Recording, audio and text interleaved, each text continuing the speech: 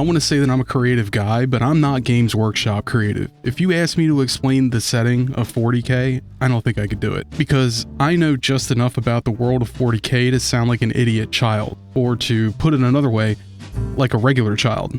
God, kids are dumb. I've looked lustfully at armies in the game store. I think to myself, boy, that's Sister a battle tank, the one that looks like a mobile church with organ pipes that shoot missiles. Man, that sure does look nice. But then I think about it critically, and I'd have to put all that stuff together, paint it, also that I'd have a pretty statue that I'd never find a use for other than to capture and hold on to dust. But I've always found myself wishing that someone would make a 40k RPG with all those factions, all that crazy lore and atmosphere, and a game where you can ask people questions and roleplay as the character archetypes that you can only find in this specific grimdark setting. That would kick ass. Then Owlcat was like, bet, mission accepted, and this is what it's like. If you like this content, subscribe, like, and comment.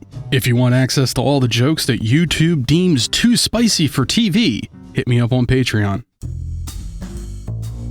Now, normally I'd hit you with the publisher's description of the game, but I think we all know what this game is. It's an RPG set in the Warhammer universe using the rule set from the Rogue Trader tabletop game with a D100 system. Now, I've never played anything that has used a D100, but I've always thought it would be cool to do one. The more I've played RPGs, however, the more I start to appreciate dealing with small numbers. Rogue Trader, from a gameplay standpoint, is rather straightforward.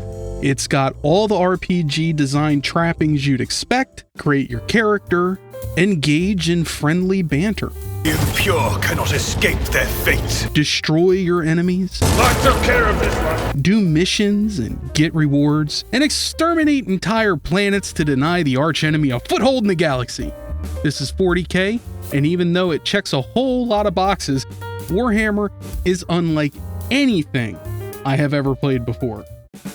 Now, Owlcat is known for its enigmatic designs, like an RPG with kingdom management, or an RPG with kingdom management that is also might and magic. Rogue Trader improves on what we've already seen from them, and in a lot of ways streamlines it and cuts out a lot of fat. Previous games had a turn-based combat mechanic, but it was a little undercooked because it had to work alongside a system that was designed for real time with paused combat, and at times it just straight up didn't work right. I said in a previous video that Owlcat needed to move to a grid-based system for greater accuracy, and they did, but I'm positive it had nothing to do with me. It just makes sense if you're gonna do this kind of combat that you use a grid-based system. So the turn-based combat is excellent. See, Pathfinder had this problem that many tabletop systems have, which is that combat typically had you moving your character and doing one action depending on your class, and then your character had to sit there waiting patiently for their next turn so they could do the exact same thing again. And God forbid if you have a melee-centered character, because all you're doing is moving and hitting in that game. So the action economy, which is how many actions you could take in a single round, was very slim, and you usually had a million options to choose from, but you could only pick one. So I typically stuck with whatever got the job done the fastest. Rogue Trader does not have that problem because the action economy is opulent, decadent. It spends fat stacks on Air Jordans not to wear, but to show off. This action economy eats steak for every meal and buys gold-plated sundaes for dessert. Per round, you typically have 4 action points, and those can go up on talents, items, and abilities, and depending on your character level. Actions have a couple of categories: movement, attacks, and abilities. Movement can be used at any time, so long as the player has not attacked anything yet, because attacking uses up your remaining movement points, so you can't technically hit and run.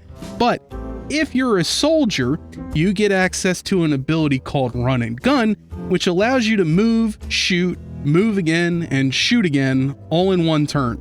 Warriors have access to the Charge and Slash abilities, which grant you extra movement and attacks if the enemy is within range, allowing you to attack more than once, and other classes give you abilities like Bring It Down, which give another character a free turn and 2 action points, which means that our soldier from the previous example could potentially attack enemies 3 times in 1 turn without their heroic action. Other officer abilities force characters to make attacks of opportunities, even further increasing your attacks per round.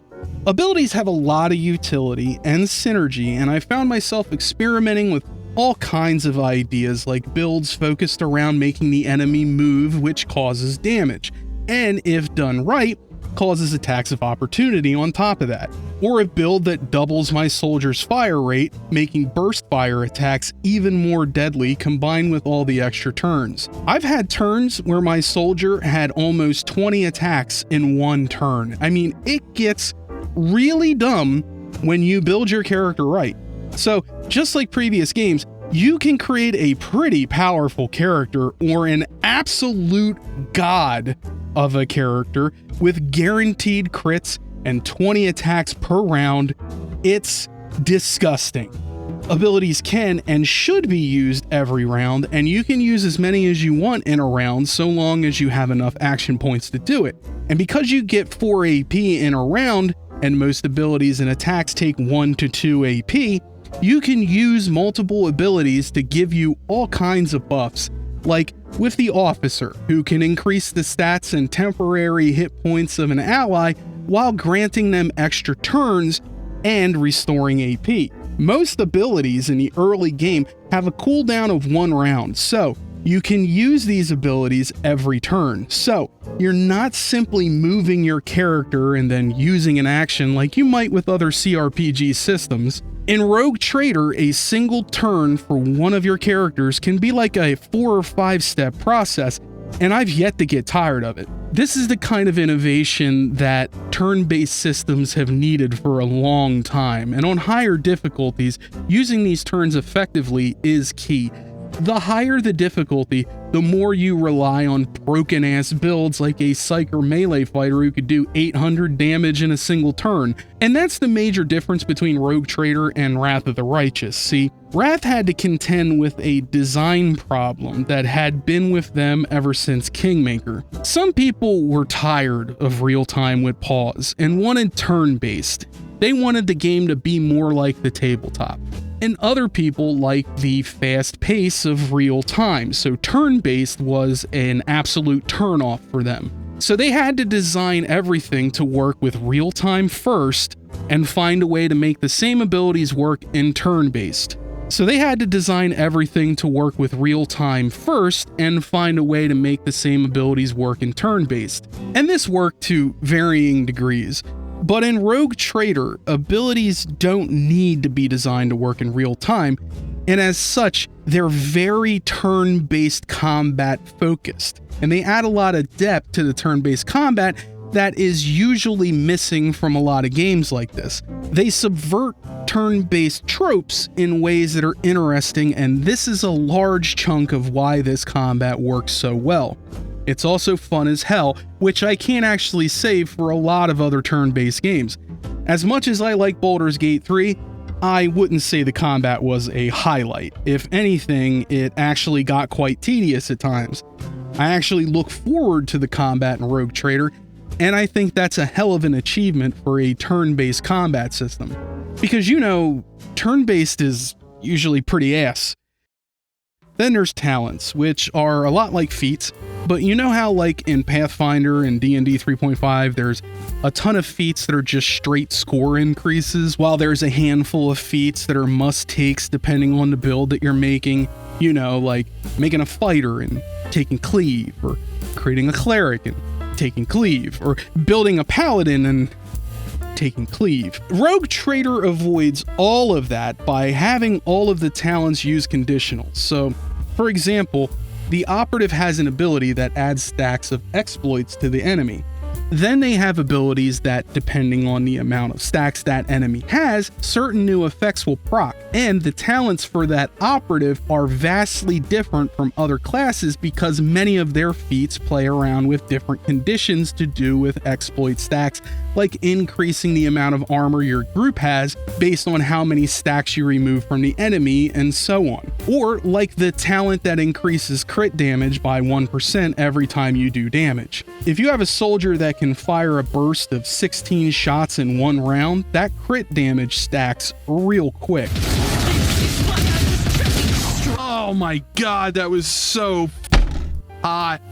You've got me so turned on right now, baby. Now, I could go on for like half a year about everything I love in the character building systems, but let's keep it simple and say that I love this system and it makes me wish I had friends that played Rogue Trader, or friends at all. Let's talk about the downsides. The downsides of this system is that there is a lot of crap you have to keep in your head. Like, who has what passive bonuses, what tactics you use the most, and there's a lot of reading. Oh boy, you be doing some reading in this game.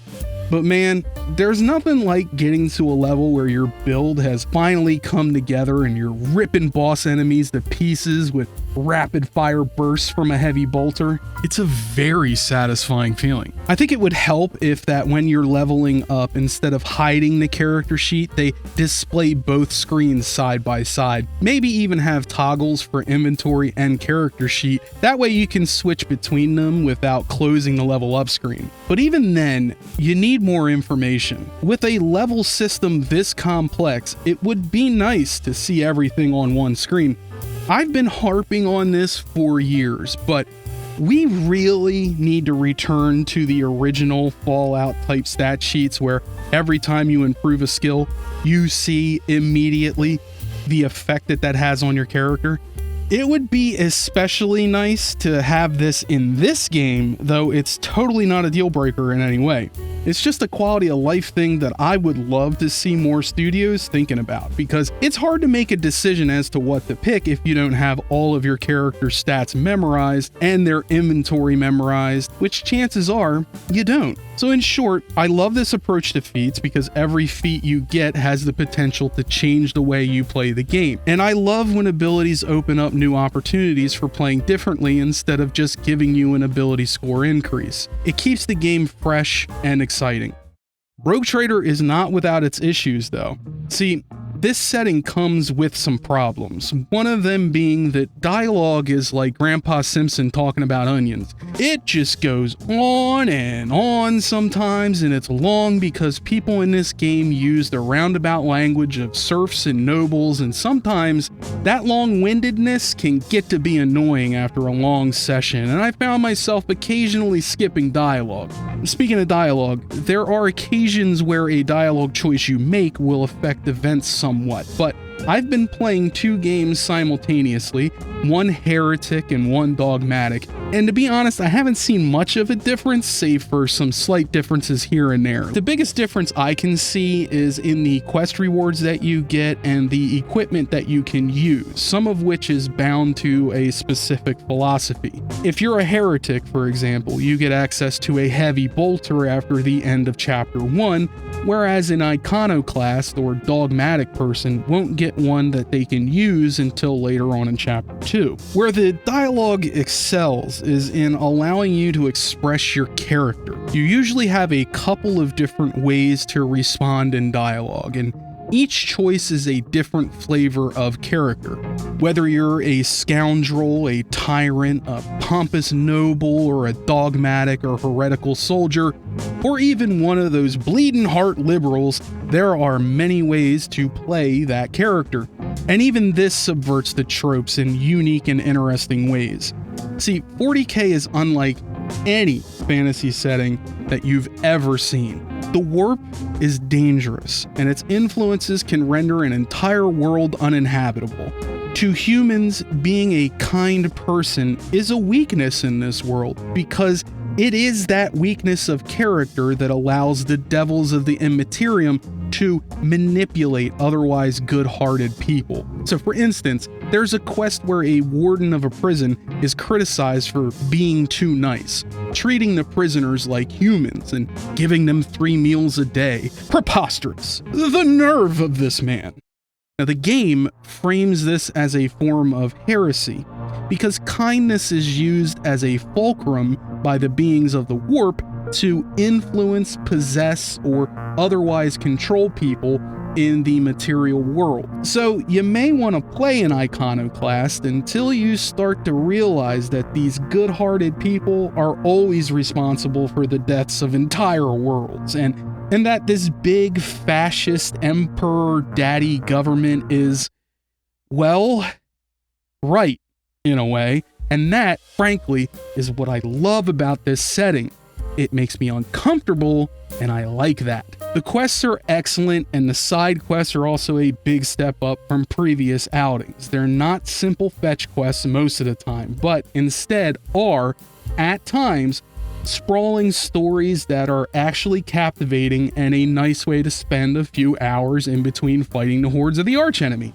The design of these areas in this game remind me a lot of how KOTOR did their levels, in that you go to a planet and it's not this big open area, but instead a series of explorable, linear-ish small levels. And I'm a fan of this kind of design because, like with Souls games, finding something hidden in a big open world with no barriers to progress feels less significant than finding something new in a carefully constructed area. You feel like you overcame a specifically designed challenge when you find a secret area in those games, where a huge open map just makes you feel like you stumbled onto something. Both are good ways to do things, but I prefer tightly designed levels over the more open worlds.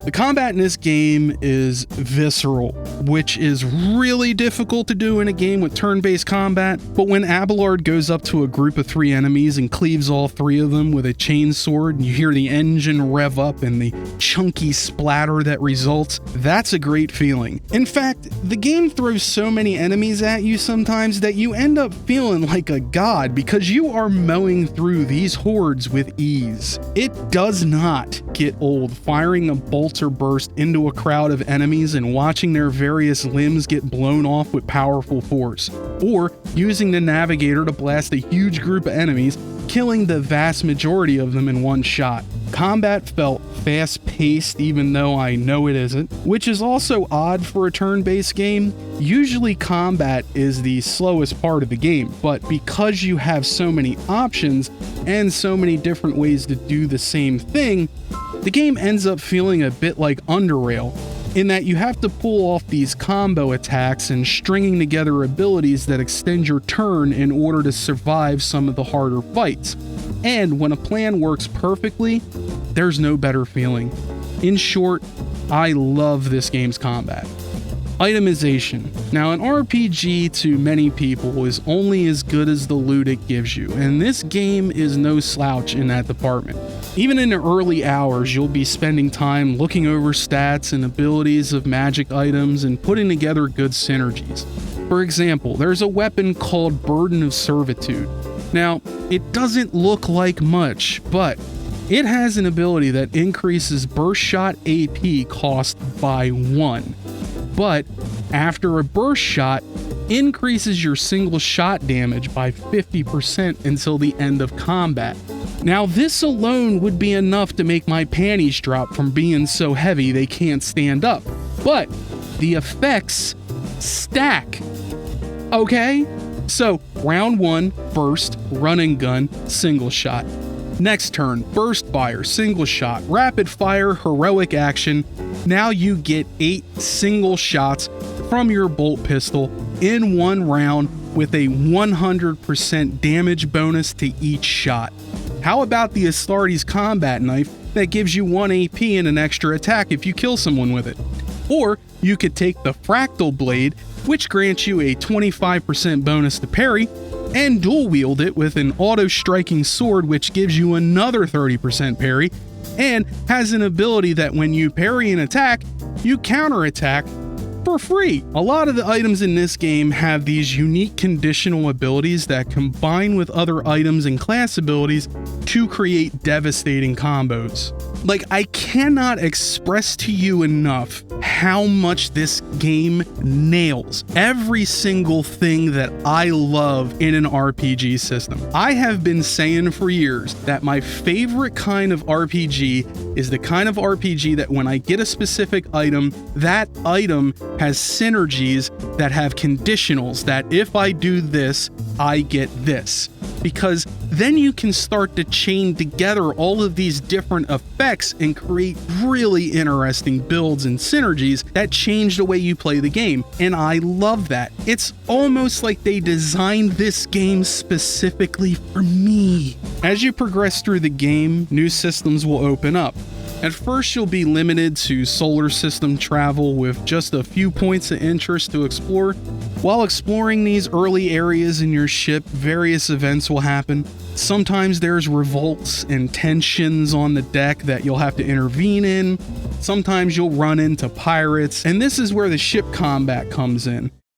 Ship-to-ship combat is done in turn-based, but has a unique mechanic for moving which takes into consideration the turning speed of a frigate in space. As you can see from the footage, you have to move in a straight line for a time before actually turning. That's because the speed at which you are moving is actually a factor, so it takes time and space to actually turn. Each side of your ship has different weapons and advantages and disadvantages to them. And in general, this combat feels very different to play for reasons that are probably obvious. How well your ship fights depends on how you maneuver, but also the gear and operators that you put at specific posts. There's a few ways to manage your ship: gear and posts. Gear is pretty straightforward. You'll come across some upgrades for specific equipment on your ship, and you install these upgrades to make your ship stronger. There's also upgrades which can be purchased with scrap you find along the way, but that scrap is also used to repair your ship, so you have to balance it at first. Posts are where you get access to neat abilities granted to you based on which companion you assign to that post. Some companions are naturally more gifted than others at certain posts, and if you pick the right person for each job, they'll provide you with cool abilities to use in combat. All of that seems like it would make a pretty great RPG already, but there's so much more. There's colony management, where you build settlements, manage the security and mood of the people there, and mine for resources to use on building projects. And each of these structures or projects that you take part in will grant you bonuses to profit factor, which is a measure of your wealth, mining efficiency, and sometimes new weapons and armor. Also, you'll get powerful passive abilities for yourself and your group, so the reward for interacting with the colony management is more than just a casual distraction. It also affects every other system in the game, which makes it meaningful aside from the fact that it makes you feel like a powerful merchant traveling in search of heretics and profit. And what's great is, none of this stuff is mandatory. You don't have to do much of any of it if you don't want to. It gives you access to profit factor sooner and some unique stuff that you wouldn't get otherwise, so if you're not into the management stuff, you don't have to engage with it. In most RPGs, you have a pretty straightforward system governing the economy. And just like every system in this game, there is nothing straightforward about buying and selling.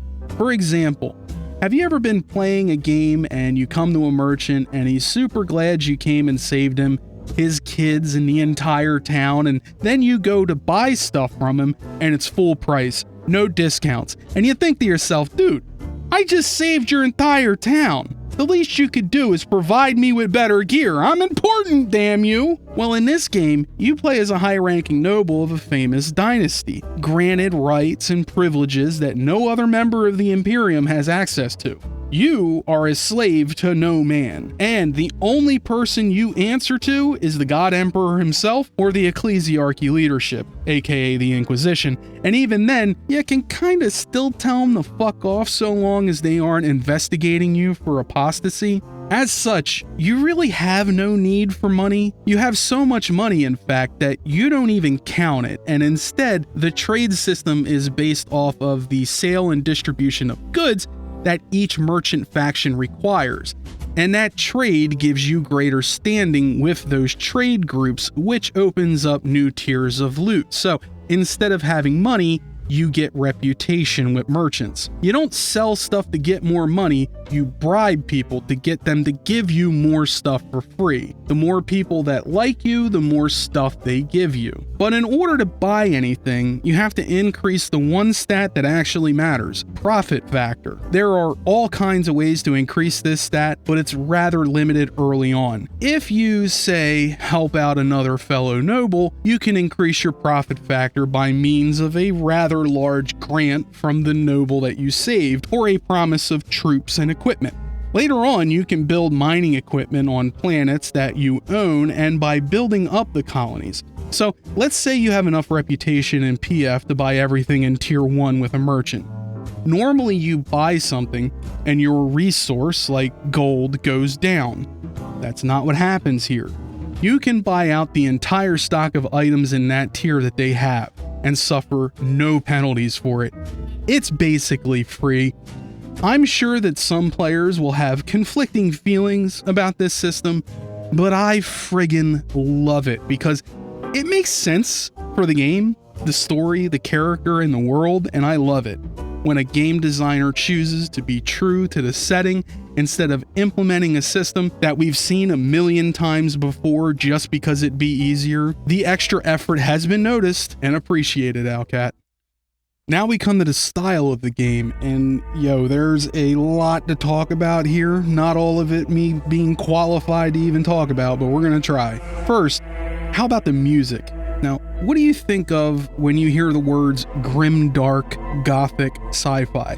What I picture is pipe organs, synths, choirs, orchestral arrangements with modern sounds sprinkled in. And in this, Rogue Trader does not disappoint. The music goes from these grim, dark arrangements to soundscapes like the echoing thuds of a hammer in the distance, sending plings off of metal surfaces only to be subdued by a rhythm taking shape in the background. In fact, the soundtrack at times sounds like a mixture of high fantasy meets Mass Effect, with the loud booming of aggressive synths exploding to a subtle beat that evokes a sense of mystery and discovery and leans into an industrial sound that fits perfectly with this setting. But the sound effects are not to be outdone by the music. How can you tell if the sound effects are good in a Warhammer game? Well, that all depends on how the bolter sounds when you fire it. And it sounds real good.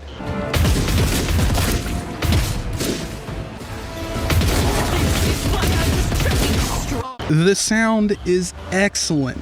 Everything from the sound of psyker powers to the sounds of warp blasts from the navigator, even the chopping sounds of a chainsword have real heft to them and help you feel the impact of your hits. The sound is mixed well, the voice acting is top-notch. But of course, I have come to invite you to a meeting with Lady Theodora. Oh yes, you would be, wouldn't you? The question is, am I ready to choose you over the rest? Though I will admit there's not much of it. There is an abrupt point somewhere in the first chapter where all the dialogue just suddenly stops being voiced, and up to that point, all of the dialogue was voiced. So the first time you get greeted with a wall of text that you have to read, it's a bit jarring. But the quality of the voices, the character found within them, and the acting is tops for this environment. There's a haughtiness to everything said that displays perfectly each person's attitude, and it's a shame that there's not more of it. But to be honest, I'd rather there was a small amount of great voice acting than a metric ton of mediocre acting. The art style is important in just about any game, but in Warhammer, well, these designs are so iconic that even having a single detail be off would be enough for fans to complain. So when I say that these designs are awesome and fit with the aesthetic perfectly, I am saying that as a layperson who doesn't know every design for every unit. So if you're a series veteran, your mileage may vary, but for me, someone new to the setting, the visual style is a feast for my eyes. Skulls and skeletons engraved into every surface, every pillar a spire ending in sharp points, ships that look like cathedrals. It's just, I don't know what to say. It's amazing. It's an for your eyeball sacks. And what's more, no matter where I was or what I was doing, the art style felt cohesive, never out of place.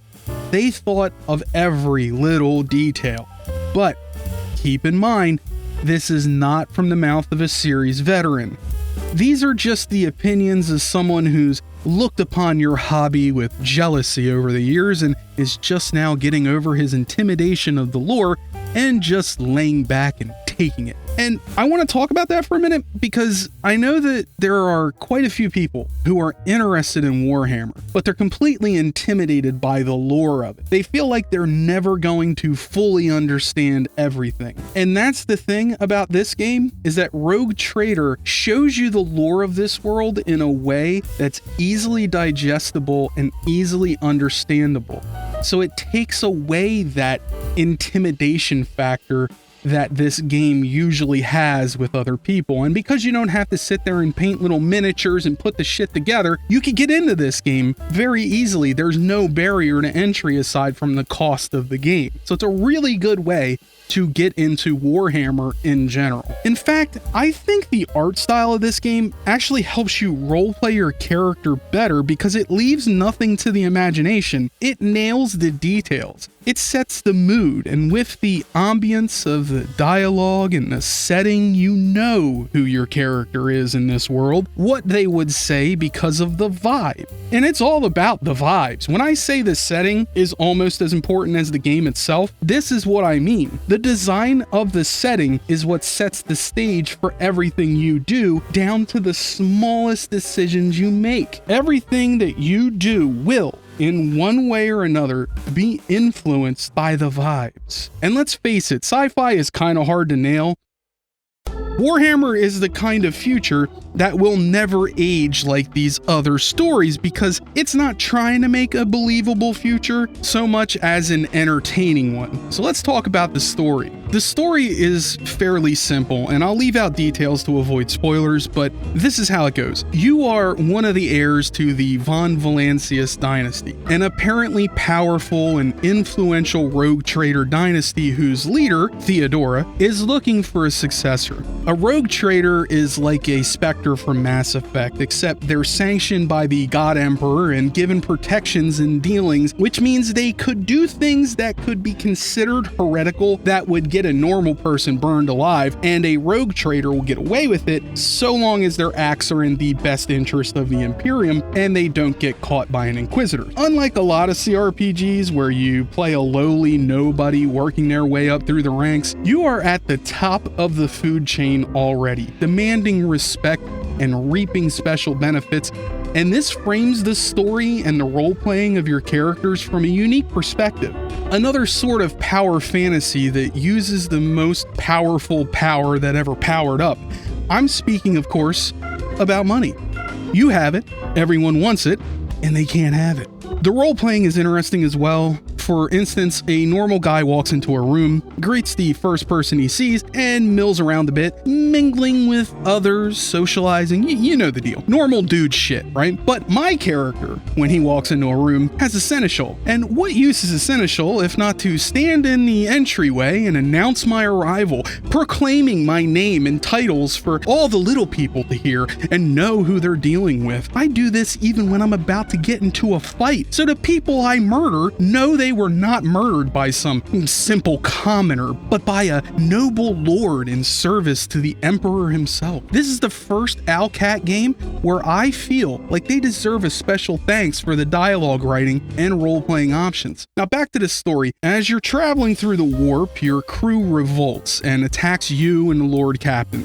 As this happens, key members of the staff die, and the ship's protections start to wear away, and the warp starts distorting your reality. Eyeballs and blood appear on the walls, and a purple mist envelops the halls. Eventually, the revolt is put down, and from there you're in pursuit of your betrayer, but you need to find replacements for your crew that you lost. And in this way, the game does something risky. It opts for a more realistic series of events instead of the bombast that you might be used to. The story is shockingly humble at first, but as you get further into the story, the stakes ramp up, more game systems open up, and there ends up being a whole lot more to this game than you were likely prepared for. See, this is important because this is not a short game. On average, I've seen playthroughs take anywhere from 60 to 100 hours to complete, and if this game was just combat, dialogue, and exploration, that might get boring after a while. But as I said before, this game is hiding so much under its hood, and you only discover those systems the more time you put in. So the pacing is such that the moment you start getting bored, the game introduces something else to capture your attention. This setting influences everything. It drips with personality, and that personality is so strong that everything from the music to the design of a simple wall sconce is influenced by this setting, and Owlcat really leaned into it. Playing this game reminds me of the first time I played Planescape Torment. These are the only two games I've ever played where the setting was as important as the gameplay. This game made me fall in love with Warhammer 40k, where I had no interest previously. So if you're like me and you have no experience with Warhammer and you're a bit intimidated by it, fear not, because once you're done playing this game, you'll know everything you need to know and more, and you'll be at hobby shops spending all your money on piles of gray shame to take up space in your bedroom. As far as replay value is concerned, there's a lot to potentially drag me back in, like wanting to see the difference in a heretical playthrough and a dogmatic or an iconoclast, or trying different classes and builds, but I honestly don't know how deep it goes. See, I know that at some point I'm gonna play Baldur's Gate 3 again, because that game has a ton of replay value. There's all kinds of potential for vastly different playthroughs depending on the choices you make. With Rogue Trader, I'm not totally sure that's the case. Only a second playthrough will really tell. I have seen differences between different choices though, and it seems to me that there's probably a lot coming later on that I just haven't experienced on a second playthrough yet. So like I said, a second playthrough will tell me just how much replay value is in this game. Now, stability is a sticky question because I'm playing on PC, and PC always has a varied array of configs from person to person, and because of that, everyone has a different experience. My experience with it was rather bugless, if you can believe that. It does get a little rough going in the later chapters, but unlike Owlcat's previous games, I didn't have anything game-breaking that I wasn't able to work around. You're probably gonna run into some bugs, and some of them might be bad. But here's the thing, I've been keeping an eye on this game for a while, and the overall consensus on the game is that it's good. A little rough in Act 4 and 5, but still worth it.